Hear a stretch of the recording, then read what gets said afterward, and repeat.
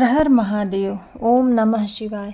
हिंदू धर्म में प्रदोष व्रत का विशेष महत्व है। यह व्रत भगवान शिव माता पार्वती को समर्पित माना जाता है। मान्यता है कि इस खास दिन पूजा अर्चना करने से भगवान शिव की कृपा से सुख समृद्धि और जीवन में सफलता की प्राप्ति होती है।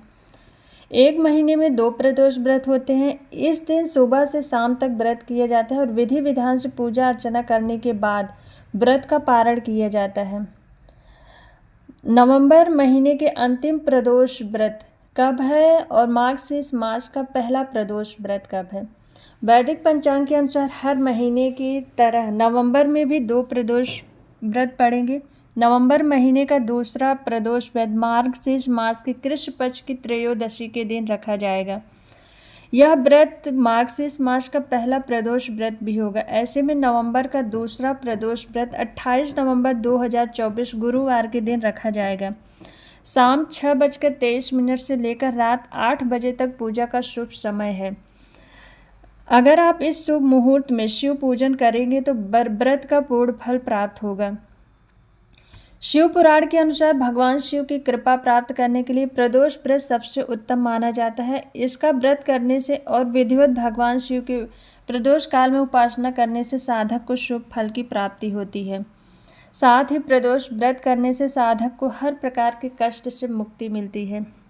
प्रदोष व्रत के दिन सुबह जल्दी उठकर स्नान आदि के बाद सूर्य देव को अर्घ्य देकर व्रत का संकल्प लें। इसके बाद पूजा स्थल की अच्छे से साफ सफाई करके भगवान शिव को पंचामृत से अभिषेक करें। शिव परिवार का पूजन करें और भगवान शिव पर बेलपत्र, फूल, धूप, दीप आदि अर्पित करें। फिर प्रदोष व्रत कथा के पाठ करें। पूजा के अंत में भगवान शिव की आरती करें और शिव चालीसा का पाठ करें। इसके बाद अपने व्रत का उपवास खोलें और भगवान शिव से पूजा में हुई त्रुटि के लिए क्षमा याचना करें। प्रदोष व्रत से जुड़े कुछ नियम। प्रदोष व्रत भगवान शिव को समर्पित है। मान्यता है इस व्रत को करने से साधक के सभी दुखों का अंत होता है। प्रदोष व्रत करने से साधक को शुभ फल की प्राप्ति होती है और हर तरह के कष्ट से मुक्ति मिलती है। प्रदोष व्रत के दिन सुबह जल्दी उठकर स्नान करें और साफ वस्त्र धारण करें। पूजा स्थल को साफ करें और भगवान शिव का ध्यान करते हुए व्रत का संकल्प लें। सुबह भगवान शिव की आरती करें। दिन भर निराहार रहकर भगवान को शाम के समय प्रदोष काल में भगवान शिव की पूजा करें। शिवलिंग पर दूध, बेलपत्र, शहद, धतूरा आदि को अर्पित करें। दीपक जलाकर भगवान शिव की पूजा करें। शिव चालीसा का पाठ करें और शिव मंत्रों का जप करें। यह दिन भगवान शंकर और माता पार्वती की पूजा के लिए माना जाता है। इस दिन व्रत करने से सुख, शांति, सफलता, समृद्धि, जीवन की प्राप्ति होती है। प्रदोष का मतलब है अंधकार को दूर करना। बोलो श्री हरि। गुरुवार प्रदोष व्रत कथा। गुरुवार के दिन पड़ने के कारण इसे गुरु प्रदोष व्रत के नाम से जाना जाता है। गुरुवार प्रदोष व्रत रखने से भक्तों को अपने पूर्वजों का आशीर्वाद प्राप्त होता है। एक बार इंद्र और वृत्तासुर की सेना के मध्य घनघोर युद्ध हुआ। देवताओं और दैत्य सेना को पराजित कर नष्ट भ्रष्ट कर डाला। यह देख वृत्तासुर अत्यंत क्रोधित हो स्वयं युद्ध में उद्यत हुआ और आसुरी माया से उसने विकराल रूप धारण कर लिए। सभी देवता भयभीत हो गुरुदेव बृहस्पति की शरण में पहुंचे।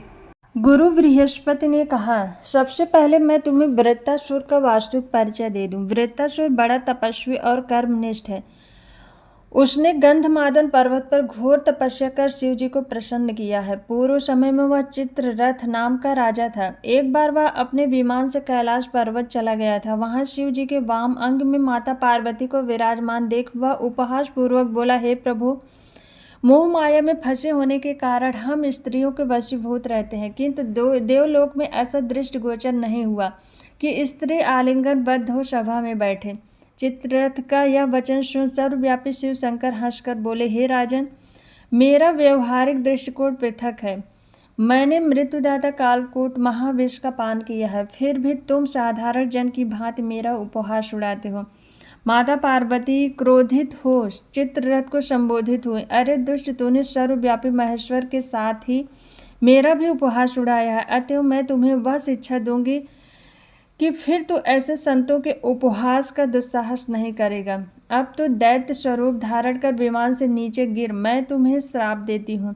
जगदम्बा भवानी के अभिशाप से चित्ररथ राक्षस योन को प्राप्त हुआ और त्वष्टा नामक ऋषि के श्रेष्ठ तप से उत्पन्न हो वृत्तासुर बना। गुरुदेव बृहस्पति आगे बोले, वृत्तासुर बाल्यकाल से शिव भक्त रहा है, अतः हे इंद्र तुम बृहस्पति प्रदोष व्रत कर शंकर भगवान को प्रसन्न करो। देवराज ने गुरुदेव की आज्ञा का पालन कर बृहस्पति प्रदोष व्रत किया और गुरु प्रदोष व्रत के प्रभाव से इंद्र ने शीघ्र ही वृत्तासुर पर विजय प्राप्त कर ली और देवलोक में शांति छा गई। हर हर महादेव।